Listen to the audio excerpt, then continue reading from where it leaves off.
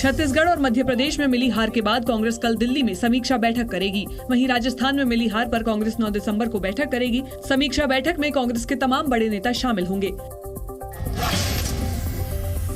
Shiv Sena UBT गुट की नेता प्रियंका चतुर्वेदी ने जम्मू कश्मीर के मुद्दे पर बीजेपी पर जमकर हमला बोला। उन्होंने कहा कि बीजेपी बताए कि जम्मू कश्मीर में चुनाव क्यों नहीं हुए। साथ ही उन्होंने कहा कि जम्मू कश्मीर में कश्मीरी पंडितों को अभी तक सुरक्षित माहौल नहीं दिया गया। दिवंगत अभिनेता सुशांत सिंह राजपूत की पूर्व मैनेजर दिशा सालियान की मौत के मामले में एसआईटी शिवसेना यूबीटी गुट नेता आदित्य ठाकरे से पूछताछ करेगी। बीजेपी के कई नेता लगातार दिशा सालियान मामले में आदित्य ठाकरे से पूछताछ की मांग कर रहे थे। राजस्थान के मुख्यमंत्री के नाम को लेकर जयपुर से दिल्ली तक हलचल तेज हो गई है। मुख्यमंत्री के नाम पर जारी मंथन के बीच राजस्थान की पूर्व मुख्यमंत्री और वरिष्ठ नेता वसुंधरा राजे भी दिल्ली पहुंच गई हैं। और प्रदेश की 2 बार मुख्यमंत्री रह चुकी वसुंधरा राजे का नाम इस बार भी मुख्यमंत्री की रेस में सबसे आगे है। आलाकमान के बुलावे पर वसुंधरा राजे कल देर रात ही दिल्ली पहुंची। एयरपोर्ट से बाहर निकलने के दौरान मीडिया कर्मियों ने उन्हें घेर लिया और दिल्ली आने का कारण पूछा, लेकिन वसुंधरा राजे बिना कुछ कहे ही वहां से चली गयी। मैम, ये कहा जा रहा है कि आलाकमान ने आपको बुलाया इमरजेंसी में। मैम, आलाकमान ने बुलाया है क्या? वसुंधरा राजे के दिल्ली पहुंचने के साथ ही राजस्थान की राजनीति में भी हलचल तेज हो गई। 3 दिसंबर को राजस्थान विधानसभा चुनाव के आए नतीजों में बीजेपी ने शानदार प्रदर्शन करते हुए 115 सीटों पर जीत हासिल की थी, जबकि कांग्रेस 69 सीटों पर सिमट गई थी। और तभी से राजस्थान के मुख्यमंत्री के नाम को लेकर बीजेपी में मंथन जारी है। वसुंधरा राजे के अलावा गजेंद्र सिंह शेखावत और बाबा बालकनाथ के नाम भी मुख्यमंत्री पद की रेस में शामिल हैं।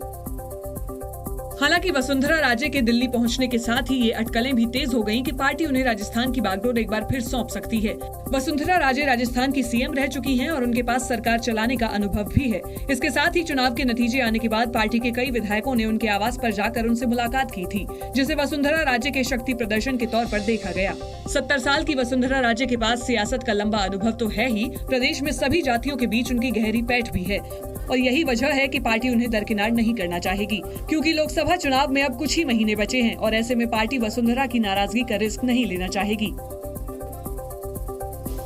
राजस्थान के मुख्यमंत्री के लिए एक और नाम की चर्चा जोरों पर है और वो नाम है गजेंद्र सिंह शेखावत का। बताया जा रहा है कि राजस्थान में बीजेपी ने वसुंधरा को मुख्यमंत्री नहीं बनाया तो गजेंद्र सिंह शेखावत के नाम पर विचार कर सकती है, क्योंकि एक तरफ जहां गजेंद्र सिंह शेखावत को केंद्रीय नेताओं का करीबी माना जाता है तो वहीं पार्टी के अंदर उन्हें वसुंधरा राजे का विरोधी भी कहा जाता है। इसके साथ ही गजेंद्र सिंह शेखावत के पास केंद्र सरकार में काम करने का भी अनुभव है, तो वहीं उन्हें पीएम मोदी और अमित शाह का करीबी भी माना जाता है। इसके साथ ही गजेंद्र सिंह शेखावत राजनीतिक प्रबंधन में माहिर माने जाते हैं और यही वजह है कि पार्टी राजस्थान के मुख्यमंत्री के तौर पर उनके नाम पर विचार कर सकती है। हालांकि गजेंद्र सिंह शेखावत के पास वसुंधरा राजे की तरह प्रदेश में प्रशासनिक अनुभव की कमी है, तो वहीं उन्हें सिर्फ राजपूत समुदाय का ही समर्थन प्राप्त होने का दावा किया जाता है। यानी गजेंद्र सिंह शेखावत की स्वीकार्यता सभी वर्गों में नहीं है। राजस्थान के मुख्यमंत्री पद की दावेदारी के लिए एक और नाम है महंत बाबा बालकनाथ का। बाबा बालकनाथ के साथ प्लस पॉइंट है उनकी कट्टर हिंदुत्व वाली छवि और उनकी उम्र। और बाबा बालकनाथ को राजस्थान के योगी आदित्यनाथ के नाम से भी जाना जाता है। इस बार तिजारा विधानसभा सीट से चुनाव जीतने वाले बालकनाथ की उम्र महज 39 साल है। बालकनाथ ने 6 साल की उम्र में ही घर छोड़ दिया था। उन्होंने महंत खेतानाथ के पास रहकर अध्ययन किया। 2016 में महंत चांदनाथ ने उन्हें अपना उत्तराधिकारी बनाया। बालकनाथ नाथ संप्रदाय के 8वें संत हैं। बाबा मस्तनाथ विश्वविद्यालय के चांसलर भी हैं। 2019 में पहली बार अलवर से सांसद बने और इस बार तिजारा विधानसभा सीट से चुनाव जीता। युवा नेता होने के साथ साथ बालकनाथ हिंदुत्ववादी फायरब्रांड नेता माने जाते हैं। जानकारों के मुताबिक बीजेपी इस बार यूपी के जैसे ही बालकनाथ को राजस्थान का मुख्यमंत्री बना सकती है। हालांकि बालकनाथ के पास सरकार चलाने का अनुभव नहीं है, सभी वर्गों में उनकी स्वीकार्यता भी नहीं है। साथ ही कट्टर हिंदू वाली छवि दूसरे वर्ग के वोट बैंक पर असर डाल सकती है। राजस्थान के मुख्यमंत्री के नाम पर सस्पेंस के बीच बाबा बालकनाथ ने गृह मंत्री अमित शाह से मुलाकात की। इससे पहले दिल्ली पहुंचे बाबा बालकनाथ ने संसद की सदस्यता से इस्तीफा दिया। इस्तीफा देने के बाद उन्होंने संसद में ही गृह मंत्री अमित शाह से मुलाकात की। वसुंधरा राजे के अलावा बाबा बालकनाथ का नाम भी मुख्यमंत्री की रेस में शामिल है, तो वहीं राजस्थान की पूर्व मुख्यमंत्री वसुंधरा राजे भी दिल्ली में मौजूद हैं। वसुंधरा राजे कल देर रात दिल्ली पहुंची हैं और कुछ ही देर में वो बीजेपी अध्यक्ष जेपी नड्डा से मुलाकात करने वाली हैं। 2 बार की मुख्यमंत्री रही वसुंधरा राजे इस पद के लिए लगातार अपनी ओर से दावेदारी पेश कर रही हैं। मध्य प्रदेश विधानसभा चुनाव में बीजेपी को मिली बम्पर जीत के बाद भी मुख्यमंत्री पर सस्पेंस बरकरार है। प्रदेश के अगले मुख्यमंत्री शिवराज ही होंगे या फिर कोई नया चेहरा मुख्यमंत्री बनेगा, बीजेपी अभी तक ये फैसला नहीं कर पाई है। हालांकि शिवराज सिंह चौहान का नाम मुख्यमंत्री की रेस में बाकी नेताओं से काफी आगे है, क्योंकि शिवराज सिंह चौहान को मध्य प्रदेश में शासन चलाने का काफी लंबा अनुभव है। वो प्रदेश की राजनीति पर अच्छी पकड़ रखते हैं। शिवराज सिंह चौहान महिला मतदाताओं के बीच काफी लोकप्रिय हैं। शिवराज सिंह बच्चों के मामा के रूप में भी जाने जाते हैं। हालांकि 2 दिन पहले मीडिया से बातचीत के दौरान शिवराज सिंह चौहान ने साफ कहा था वो खुद को सीएम की रेस में नहीं मानते।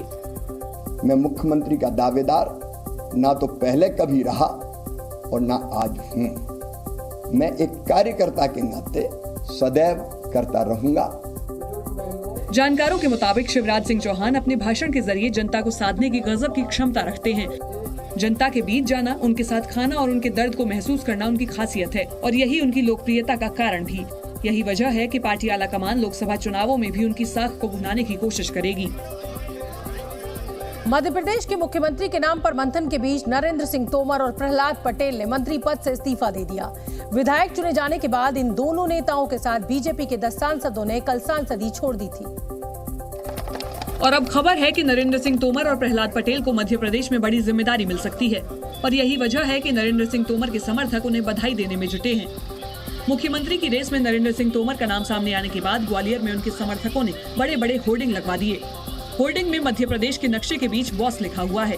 हालांकि पार्टी के वरिष्ठ नेतृत्व ने अभी तक किसी का नाम फाइनल नहीं किया है और न ही सीएम के चेहरे को लेकर कोई संकेत दिया है, लेकिन दावा है कि पार्टी जल्द ही मध्य प्रदेश समेत तीनों राज्यों के सीएम का ऐलान कर देगी।